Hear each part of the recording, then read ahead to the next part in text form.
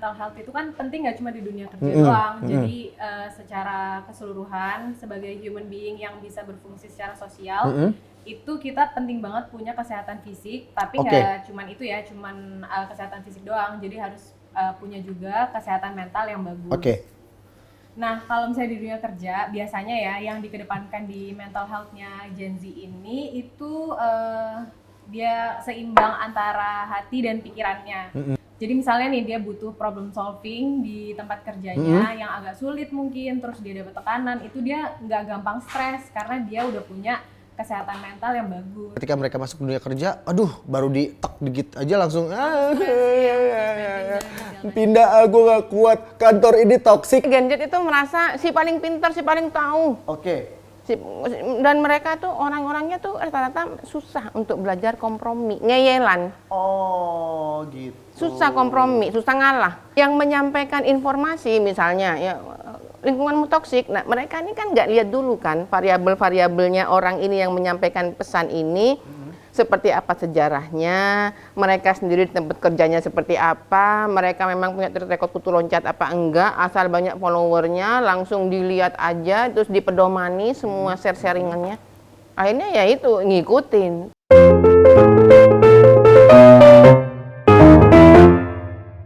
Hai Pinusian, jumpa lagi di Kedai Pinter, satu-satunya program edukasi seksual, kolaborasi antara pinusi.com dan juga Perempuan Sadar Vagina. Mengangkat hal-hal tabu menjadi ilmu, karena selalu ada ilmu di Kedai Pinter. Woi yang rame dong, woi yang rame dong, woi. Nah, seger nih episode hari ini nih, Gen Z nih. Gen Z apa Gen Z sih Bu? Gen Z. Gen Z, oke, pada episode kita kali ini ada sesuatu atau seseorang yang muda yang lagi banyak kegiatan memberitahu seminar-seminar pada Gen Z, dan juga selalu ada Dr. Inge yang selalu setia menemani Kedai Pinter, karena Dr. Inge ini memang salah satu founder yang luar biasa, perlu banget kita hadirkan setiap episodenya. Kalau nggak ada Bu Dokter kita nggak akan syuting, gua nggak mau syuting kalau nggak ada Bu Dokter. Dr. Inge, founder dari Perempuan Sadar Vagina, sehat Bu? Always sehat ya. Aduh. Dan kita akan ke sebelah Bu Dokter nih. Ada Pinky manja nih.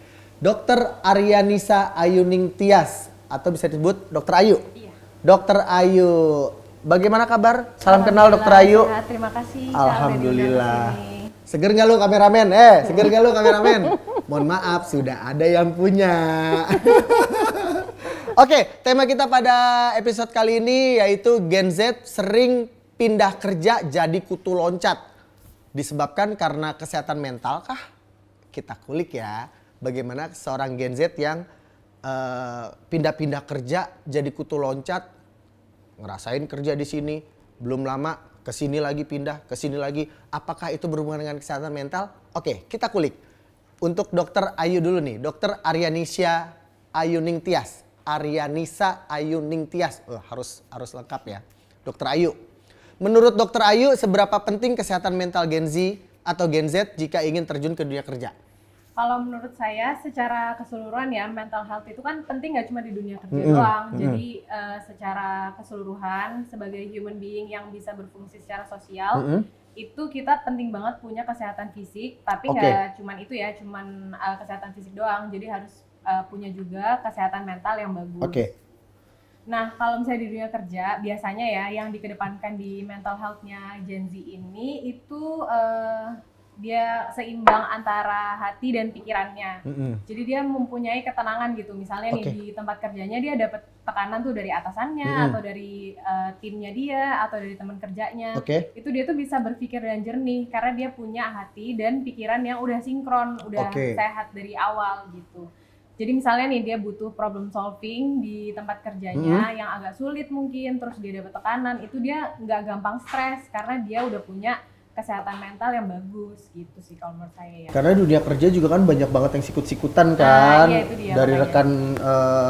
rekan selevelan mereka, dan ketika mereka masuk dunia kerja, aduh baru ditek dikit aja langsung stres ya, terus pengen pindah dan segala macam. Pindah, gue gak kuat, kantor ini toksik. Lu yang gak kan banyak yang bilang kantor gue toksik, tapi Ya elunya sendiri yang nggak kuat berarti memang. Bu Dokter, menurut Bu Dokter apa saja faktor psikologis yang bisa melatar belakangi Gen Z atau Gen Z ini menjadi kutu loncat? Jadi gini, yang membedakan Gen Z dengan gen-gen saya ini Gen X. Saya Gen Halilintar. Saudara Ata. Adalah banyak Gen Z itu merasa si paling pintar, si paling tahu. Oke.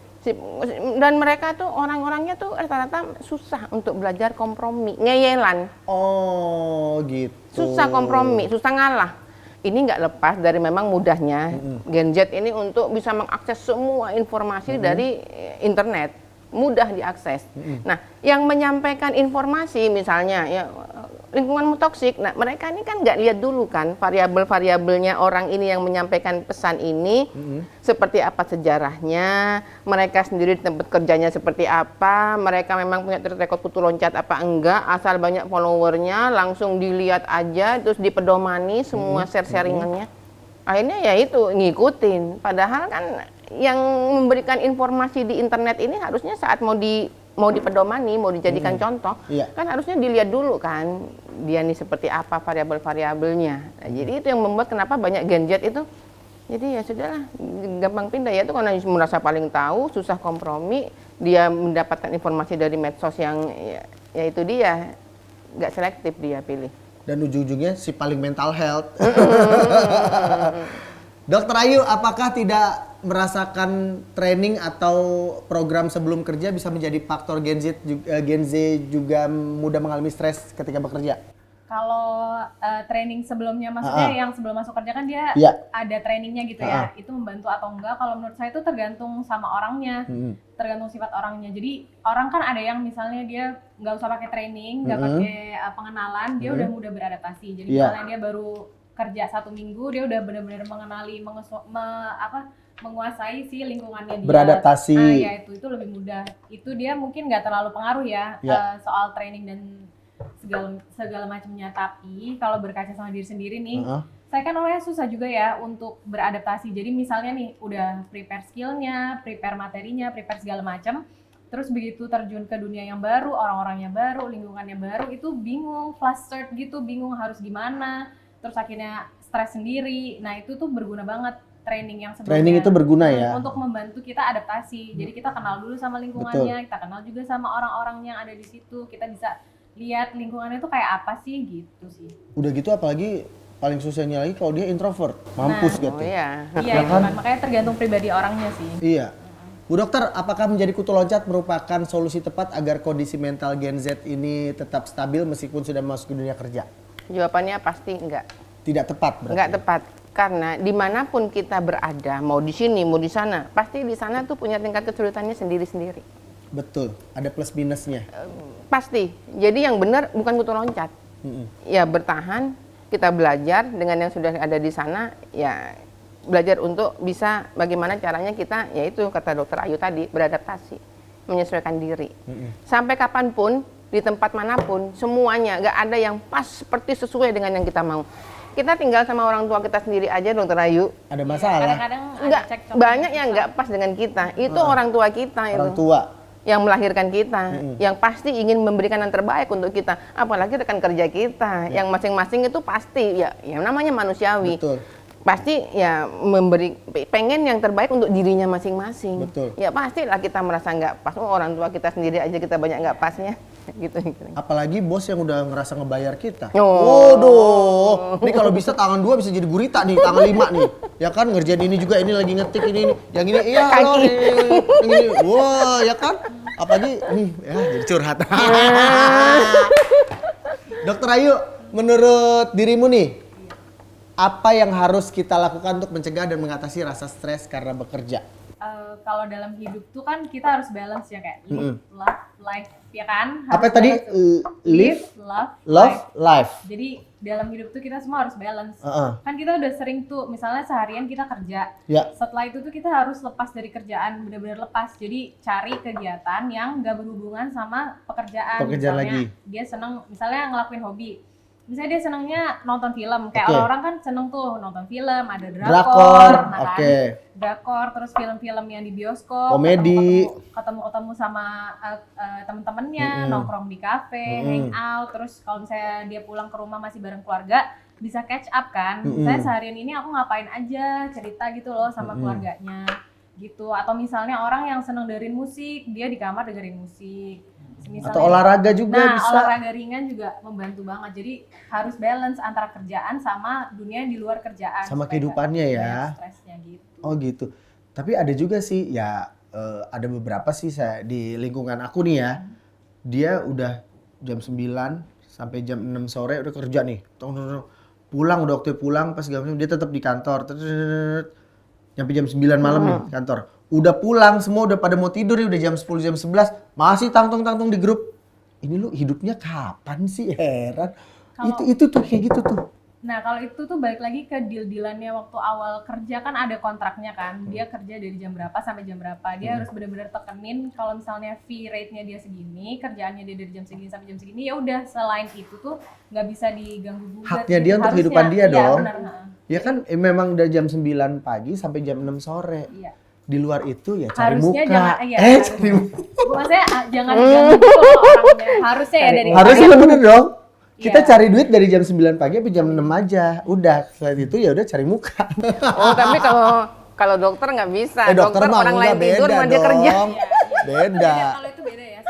Apalagi kalau dokter yang jaga malam. Aduh. Kita lagi pengen tidur dikit itu dok. Aduh.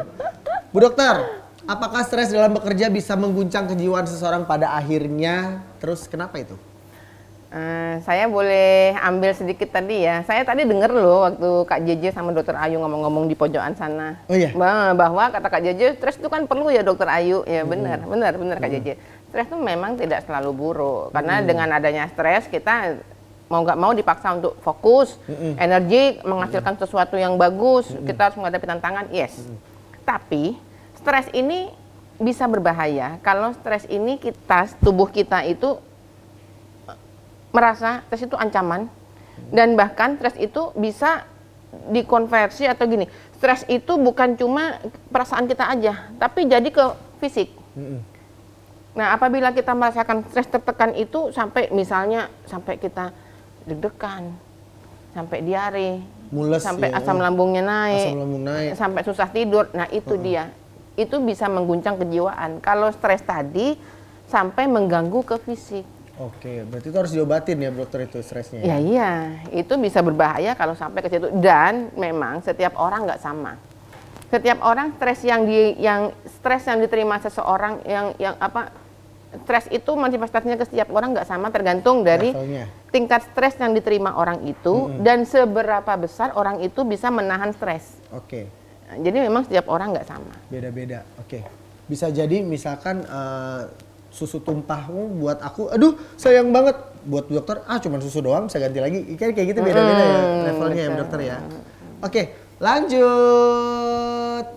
Dokter Ayu, apa saja kegiatan yang bisa Gen Z lakukan atau Gen Z lakukan saat pulang bekerja agar kesehatan mental dapat terjaga dan tetap imbang? Nah, yang tadi.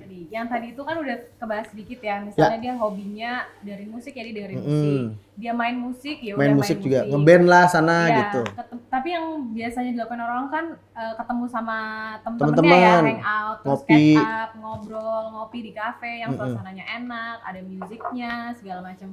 Terus belum juga misalnya orang suka baca buku, kan misalnya orang introvert nggak suka nih, misalnya hangout sama temen-temennya, ya udah dia di rumah aja nggak apa-apa, tapi dia spend time with themselves gitu loh. Me time-nya dia itu adalah baca buku, misalnya udah dia baca buku, nyelesain novel yang misalnya sebelumnya dia belum sempat baca, Iya, atau betul. gimana.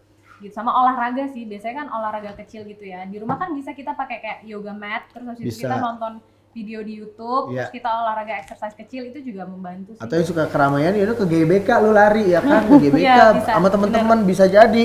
Iya. Habis lari makan banyak. Ya. Cuma lari. Larinya bentar, makannya lama. Bu dokter, apa pesan Bu dokter nih untuk Gen Z agar bisa dengan mudah dan nyaman berada dalam lingkungan kerja dengan kesehatan mental yang tetap terjaga? Ini penting saya sampaikan Kak J untuk para Gen Z.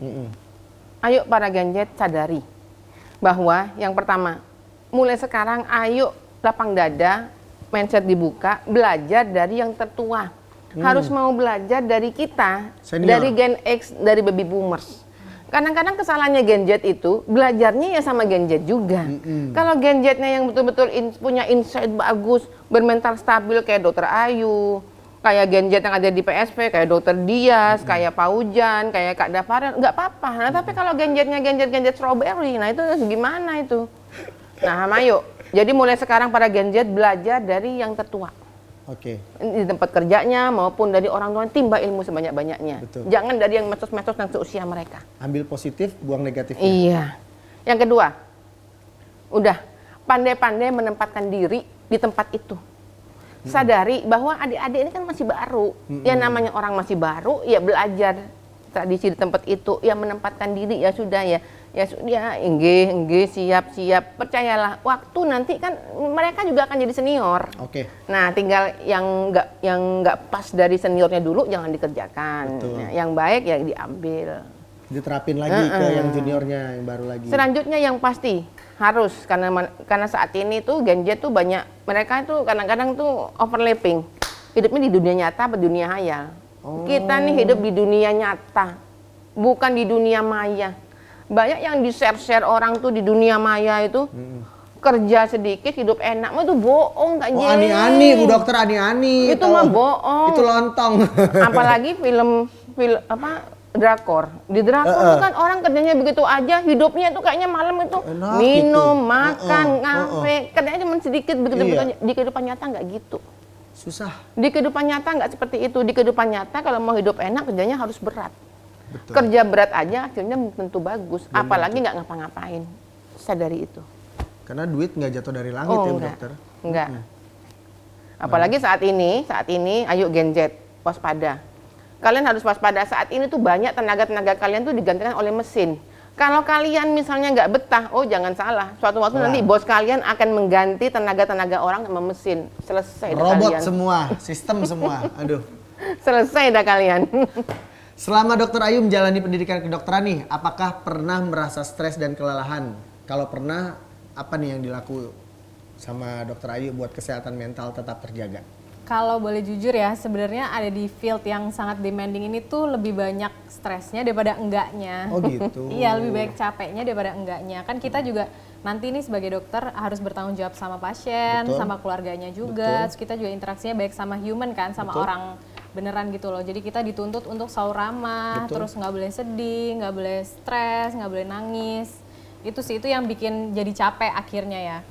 Tapi kalau misalnya udah mulai stres nih, udah capek nih sama kuliah, itu biasanya saya tuh ngelakuin hobi. Jadi kalau saya tuh sukanya nonton film, nah akhirnya nonton film. Tapi yang paling sering dilakuin adalah yaitu tadi cerita-cerita sama teman-teman yang senasib juga gitu loh. Misalnya sama teman-teman yang sesama FK kan. Aku lagi capek nih hari ini soalnya kena marah, terus itu kuliahnya susah gitu-gitu.